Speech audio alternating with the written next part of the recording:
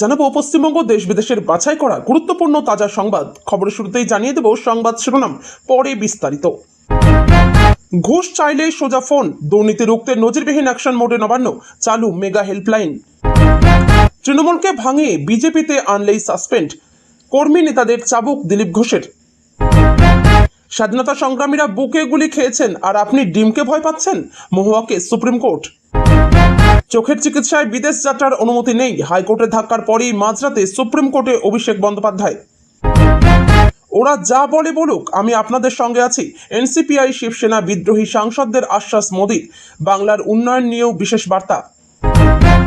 আমি দিদি বলছি, বাংলাদেশি নম্বর থেকে আচমকা ফোন, শ্যামপুকুর থেকে তামিলনাড়ুতে চাকরি করতে বেরিয়ে কোথায় ভ্যানিশ মহিলা। 142 মৃত্যু, 797 কোটির ক্ষতি, বর্ষার ভয়ানক রূপ হিমাচলে। বিগ অ্যালার্ট, 2027 শনির বছর, কোন রাশিকে রাজার হালে রাখবেন, কোন রাশি খাদের কিনারে।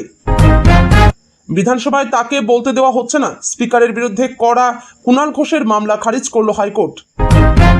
গুন্ডা দমন বিল এখনও আইনেই পরিণত হয়নি, 2টি মামলা খারিজ করে দিলেন বিচারপতি। আমার কণ্ঠরোধ করা হচ্ছে, হাইকোর্টের রায়ের পর ফের সরব কুণাল ঘোষ।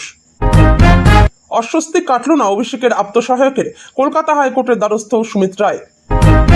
আপনার সার্টিফিকেট চাই না, ভাগবতের জেনজি মন্তব্যকে তো প্রিয়াঙ্কার, সরব বিরোধীরা। গ্রেপ্তার হয়েছেন 35 দিন আগেই, এবার দেবরাজ চক্রবর্তীর বিরুদ্ধে জমা পড়ল চার্জশিট, সেখানে রয়েছে ব্যাপক তোলাবাজির বিস্তারিত অভিযোগ। যন্তর মন্তরে পেট্রোল বোমা হামলা করো, পাকিস্তান আইএসআই মডিউলের পর্দাফাশ, গ্রেপ্তার বংশ কুমার। বিধানসভায় মুখ বন্ধ রাখার চক্রান্ত, স্পিকারের বিরুদ্ধে করা কুণাল ঘোষের মামলা খারিজ করে দিল হাইকোর্ট। বিদেশে যাওয়ার অনুমতি মেলেনি, হাইকোর্টের পর এবার সুপ্রিম কোর্টে গেলেন অভিষেক বন্দ্যোপাধ্যায়। ফিশ রোল থেকে কালাকাদ পাতে রেখেই আলোচনা, শুভেন্দুর সঙ্গে বৈঠক সেরে বেরিয়ে যা বললেন ঋতব্রতরা। আলোচনায় বাংলার উন্নয়ন, খোঁজ নিলেন প্রত্যেকের স্বাস্থ্যেরও, মোদি সাক্ষাতে আপ্লুত কাকলিরা। আন্দোলন করেছে মানে জেনজি দেশবিরোধী নয়, বড় বার্তা মোহন ভাগবতের। আরএসএস প্রধানকে বার্তা ককরোচ পার্টির। কলকাতায় এবার নতুন ফ্লাইওভার, কি জানালেন মন্ত্রী অগ্নিমিত্রা পাল। মসজিদের মাইক খুলে দেওয়া নিয়ে এত তৎপরতা সরকারের। কলকাতা হাইকোর্টে ধাক্কা, চিকিৎসার জন্য বিদেশ যেতে চেয়ে এবার সুপ্রিম কোর্টে অভিষেক। 3টি ঘূর্ণাবর্তের নাজেহাল পশ্চিমবঙ্গ, কবে কমবে টানা বৃষ্টি, জানালো আবহাওয়া দপ্তর। পশ্চিমবঙ্গ আবাস যোজনায় বড় স্বস্তি, 10 লক্ষের বেশি উপভোক্তার অ্যাকাউন্টে দ্বিতীয় কিস্তির টাকা, ঘোষণা শুভেন্দুর। দেবরাজ চক্রবর্তীর বিরুদ্ধে 150 পাতার চার্জশিট, তোলাবাজি নিয়ে একাধিক চাঞ্চল্যকর দাবি পুলিশের। দার্জিলিংয়ে টুরিস্ট বেশে কে ঘুরছে, মেলে ধরা পড়তেই কথায় বেজায় অসঙ্গতি, শেষমেশ পরিচয় সামনে আসতেই তুমুল শোরগোল। শ্রীলঙ্কার বিরুদ্ধে প্রস্তুতি ম্যাচে বদলে গেল ভারতীয় দলের অধিনায়ক, কি জানালো বোর্ড। নিট ইউজি প্রশ্ন ফাঁসের চার্জশিটে চাঞ্চল্যকর দাবি সিবিআইয়ের, এনটিএর 3 বিশেষজ্ঞ দায়িত্ব অপব্যবহার করে অকল্পনীয় ষড়যন্ত্র করেছেন। বিহারের ছাত্র বিক্ষোভে AK-47 থেকে গুলি, আহতের বাড়িতে যাচ্ছে বিরোধী প্রতিনিধি দল। ডিলিমিটেশন বিল, ফের রাহুলের সঙ্গে কথা রিজিজুর। 40 পেরোলেই ব্যক্তিগত স্বাস্থ্য থেকে সংসদীয় এলাকা, ব্রেকফাস্ট টেবিলে এনসিপিআই সাংসদদের জরুরি পরামর্শ মোদির। এতক্ষণ শুনছিলেন সংবাদ শিরোনাম, এখন আসছে বিস্তারিত খবরে। সরকারি স্তরে দুর্নীতি, তোলাবাজি ও কাটমানি সংস্কৃতির অবসান ঘটাতে এবার চূড়ান্ত কড়া অবস্থান নিল রাজ্য সরকার। সাধারণ মানুষকে সরকারি কর্মকর্তাদের হেনস্থার হাত থেকে বাঁচাতে জিরো টলারেন্স নীতি নিয়ে ময়দানে নেমেছে নবান্ন। কোনো সরকারি আধিকারিক বা লোকসেবক যদি কাজের বিনিময়ে ঘুষ দাবি করেন, ভয় দেখান কিংবা জোর করে টাকা আদায়ের চেষ্টা করেন, তবে সরাসরি অভিযোগ জানানোর জন্য বিশেষ হেল্পলাইন নম্বর প্রকাশ করে সোশ্যাল মিডিয়ায় ব্যাপক প্রচার শুরু করেছে রাজ্যের দুর্নীতি দমন শাখা। মুখ্যমন্ত্রী শুভেন্দু অধিকারীর কড়া নির্দেশের পর দুর্নীতি দমন শাখাকে 3 জন অভিজ্ঞ আইপিএস অফিসার মুরলীধর শর্মা, আকাশ মাঘারিয়া এবং কামনাশিস সেন সহ এক ঝাঁক পুলিশ কর্মী এনে আরও শক্তিশালী করা হয়েছে। এই দুর্নীতি দমন শাখার অফিসিয়াল হেল্পলাইন নম্বর ও email, helpline number 9836233891, official email ID acbwbnic.in, দুর্নীতি দমন শাখার বিজ্ঞপ্তিতে স্পষ্ট জানানো হয়েছে, যদি কোনো সরকারি আধিকারিক বা লোকসেবক ঘুষ চান, আপনাকে টাকা দিতে বাধ্য করেন বা হুমকি দেন, অথবা আপনার কাছে দুর্নীতির কোনো তথ্য থাকে, তবে অবিলম্বে জানান। অভিযোগকারীর পরিচয় সম্পূর্ণ গোপন রাখা হবে বলেও আশ্বস্ত করেছে প্রশাসন। এই হেল্পলাইন চালু হতেই নজিরবিহীন সাফল্য পেয়েছে দুর্নীতি দমন শাখা। হেল্পলাইনের দেওয়া তথ্যের উপর ভিত্তি করে এক সাব অ্যাসিস্ট্যান্ট ইঞ্জিনিয়ার বিমল সাহাকে 2 লক্ষ টাকা ঘুষ নেওয়ার সময় হাতে নাতে গ্রেপ্তার করেছেন ভিজিল্যান্স অফিসাররা। একটি গ্রামীণ উপস্বাস্থ্য কেন্দ্র নির্মাণের বকেয়া বিল পাশ করানোর জন্য তিনি এই ঘুষ দাবি করেছিলেন। টাকা লেনদেনের মুহূর্তেই ওত পেতে থাকা দুর্নীতি দমন শাখার টিম তাকে পাকড়াও করে। দুর্নীতি দমন শাখার পাশাপাশি মুখ্যমন্ত্রী শুভেন্দু অধিকারী সাধারণ মানুষের সুবিধার্থে সুনির্দিষ্ট 4টি বিষয়ের জন্য আলাদা আলাদা টোল ফ্রি নম্বরও চালু করেছেন, যেখানে প্রতিদিন সকাল 8টা থেকে রাত 10টা পর্যন্ত সরাসরি অভিযোগ জানানো যাবে। 155334 সরকারি পরিষেবা বা প্রকল্পের জন্য কেউ কাটমানি বা কমিশন চাইলে 155335 প্রমোটিং বা নির্মাণ কাজে সিন্ডিকেট তোলাবাজি অথবা জুলুমবাজি হলে 155337 রাস্তায় বা ট্রাকে অবৈধভাবে রোড ট্যাক্স বেআইনি টোল আদায় করা হলে 15339 রাজ্যের কোথাও বেআইনি মদের ঠেক বা চোলাই মদের কারবার চললে রাজ্য সরকারের এই কড়া ও আইনি পদক্ষেপের ফলে সরকারি অফিসগুলিতে দুর্নীতিবাজদের মধ্যে তীব্র আতঙ্ক তৈরি হয়েছে। দলীয় শৃঙ্খলা বজায় রাখতে এবং দলবদলু তৃণমূল কর্মীদের বিজেপিতে সামিল করা নিয়ে রাজ্য জুড়ে কড়া বার্তা দিলেন বিজেপির বর্ষীয়ান নেতা দিলীপ ঘোষ। তৃণমূল থেকে আসা কর্মীদের দলে নেওয়া নিয়ে বিজেপির অন্তরেই বেশ কিছুদিন ধরে অসন্তোষ তৈরি হচ্ছিল। এই পরিস্থিতিতে স্পষ্ট ও সোজা ভাষায় তিনি বুঝিয়ে দিয়েছেন, দলে কোনো অবস্থাতেই শৃঙ্খলা ভঙ্গ সহ্য করা হবে না। দিলীপ ঘোষ সতর্ক করে দিয়ে জানান, যেসব বিজেপি কর্মী বা নেতা নিজেদের স্বার্থে শাসক দলের কর্মীদের দলে আশ্রয় দেবেন বা ঢোকানোর চেষ্টা করবেন, দলীয় নিয়ম মেনে তাদের বিরুদ্ধে সরাসরি সাসপেনশনের ব্যবস্থা নেওয়া হবে। দলের নীতি ও আদর্শ নিয়ে ছিনিমিনি খেলা বরদাস্ত করা হবে না বলেই তার এই চরম হুঁশিয়ারি।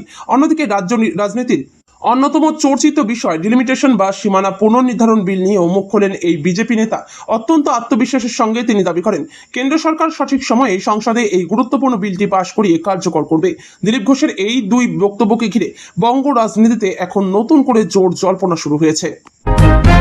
রাজনীতি করবেন আর ডিমকে ভয় পাবেন? স্বাধীনতা সংগ্রামীরা বুকে গুলি খেয়েছেন। শীর্ষ আদালতে বিচারপতির কটাক্ষ। তৃণমূল কংগ্রেস সাংসদ মহুয়া মৈত্রকে একই সঙ্গে খারিজ হলো মহুয়া মৈত্রের মামলা। একটি আপত্তিকর ফেসবুক পোস্ট নিয়ে পুলিশের তরফে তলব করা হয়েছিল কৃষ্ণনগরের সাংসদ মহুয়া মৈত্রকে। সেই মামলায় ভার্চুয়াল হাজিরার আবেদন জানিয়ে সুপ্রিম কোর্টের দ্বারস্থ হয়ে মহুয়া মৈত্র। আজ বিচারপতি দীপঙ্কর দত্ত ও বিচারপতি শীল নাগুর বেঞ্চে সেই মামলার শুনানি হয়।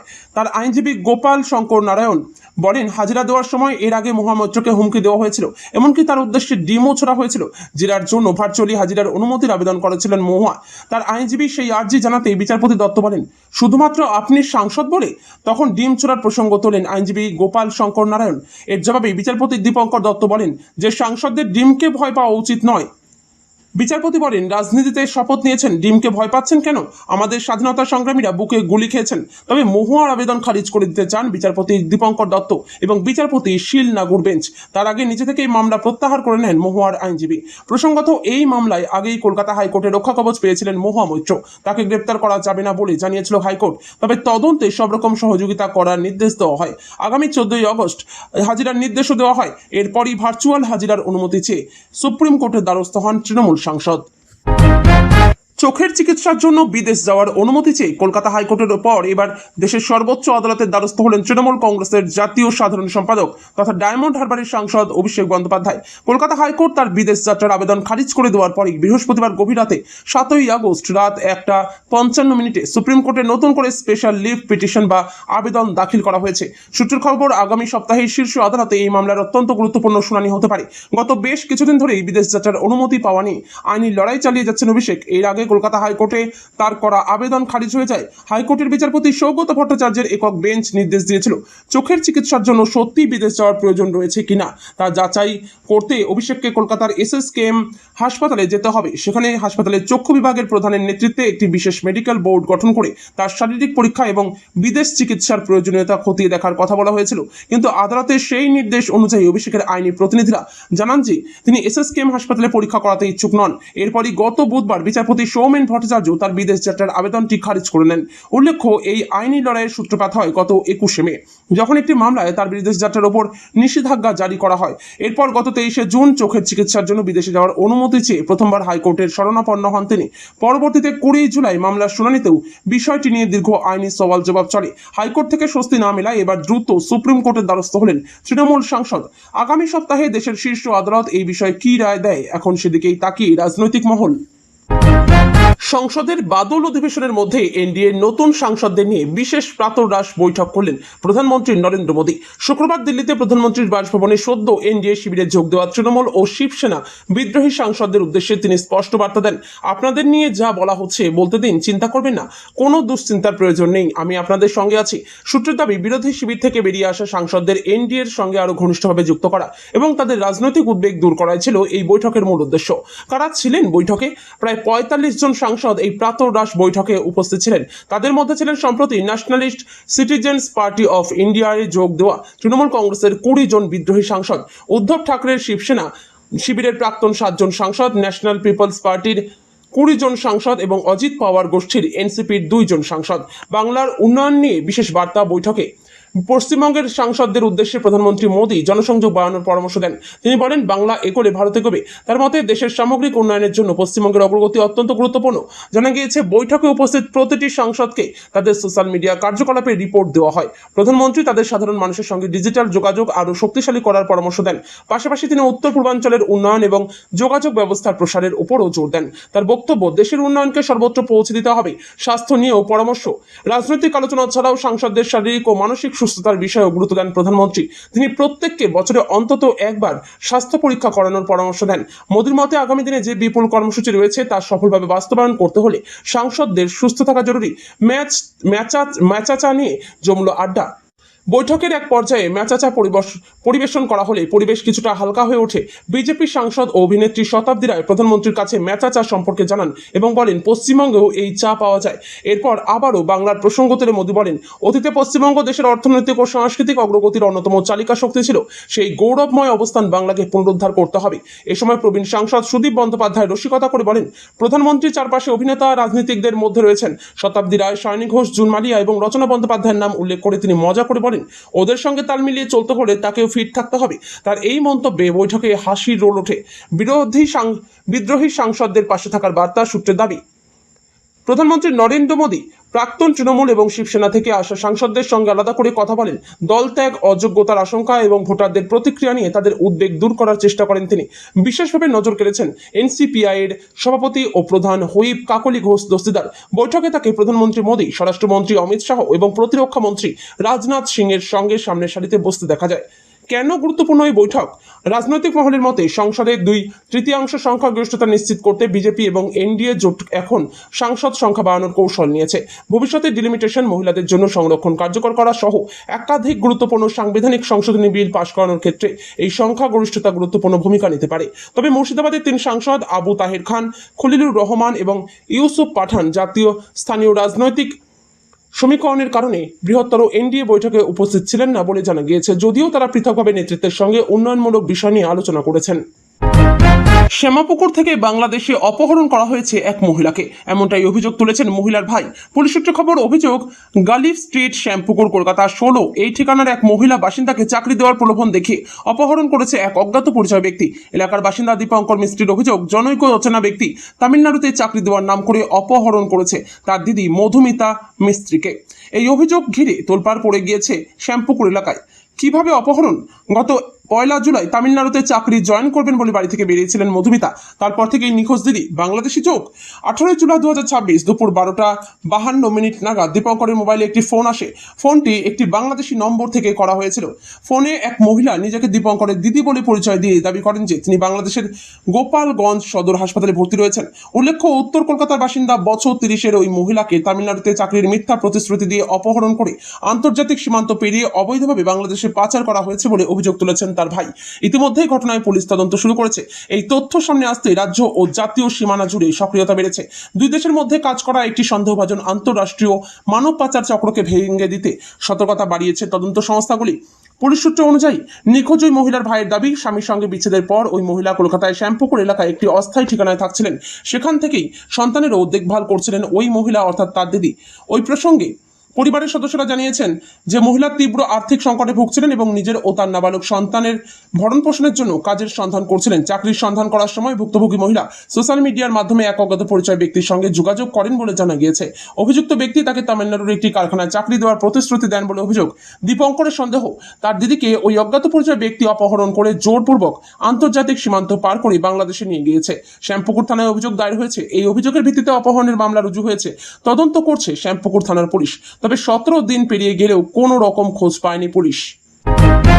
হিমাচল প্রদেশে বর্ষার তাণ্ডব। রাজ্য দুর্যোগ ব্যবস্থাপনা সেল এর সর্বশেষ প্রতিবেদন অনুসারে 30 জুন থেকে 6 আগস্ট 2026-এর মধ্যে রাজ্যে বর্ষা সম্পর্কিত দুর্যোগ ও সড়ক দুর্ঘটনায় মোট 142 জন মারা গেছেন এবং 224 জন আহত হয়েছেন। এই সময় রাজ্যটির আনুমানিক 797.87 কোটি টাকার ক্ষতি হয়েছে, যা স্পষ্টভাবে ইঙ্গিত দেয় যে এই বছরের বর্ষা রাজ্যের জন্য অত্যন্ত ক্ষতিকর প্রমাণিত হচ্ছে। আবহাওয়া বিভাগ রাজ্যের বিভিন্ন স্থানে 11 আগস্ট পর্যন্ত ভারী বৃষ্টিপাতের জন্য কমলা সতর্কতা তথা অরেঞ্জ অ্যালার্ট জারি করেছে। সিমলার আবহাওয়া কেন্দ্রের পরিচালক শোভিত কাটিয়ারের মতে 10 ও 11 আগস্ট রাজ্যের বেশ কয়েকটি জেলায় ভারী থেকে অতি ভারী বৃষ্টিপাতের সম্ভাবনা রয়েছে।